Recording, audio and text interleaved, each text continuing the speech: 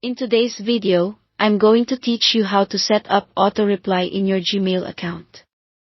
If you're going on vacation or simply need to let people know you won't be checking your messages as often, setting up an auto-reply can be a lifesaver. Let's dive right in and make sure your out-of-office message is set up smoothly. First things first, open your favorite web browser and navigate to Gmail's website. Once there, log in using your credentials to access your Gmail inbox. Keep in mind that you'll need to be on a computer to set this up, as not all features are available on the mobile version. After logging in, look toward the top right corner of your inbox. You'll see a gear icon there. Click on it to open the Quick Settings menu. From the drop-down, click on See All Settings. This will take you to a full page where all the configuration options for your Gmail account are listed. Now, under the General tab, scroll down until you find the Vacation Responder section. This is where you can create your auto-reply message. You'll notice two fields for start and end dates.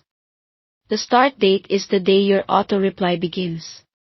You can select today's date or plan for it to start on another day by clicking on that calendar icon. If you know when you'll be back and ready to answer emails in person, you can also choose an end date by checking the last day box and selecting a concluding date through the calendar tool right next to it. In the text box for subject, type something clear that will catch people's attention. Something like out of office, limited access to email usually works well. Then, in the message field, write a personalized note. Consider mentioning how long you'll be away and whom they should contact in case of an urgent matter. This helps recipients know what to expect, and they appreciate the guidance on what to do next. Now, an extra tip: if you only want your auto-reply to be sent to people in your contacts, you can check the box labeled Only Send a Response to People in My Contacts. This prevents any random email from triggering your auto-reply. Once you've filled everything out, double-check your message for typos. Then scroll to the bottom of this section and click on that Save Changes button.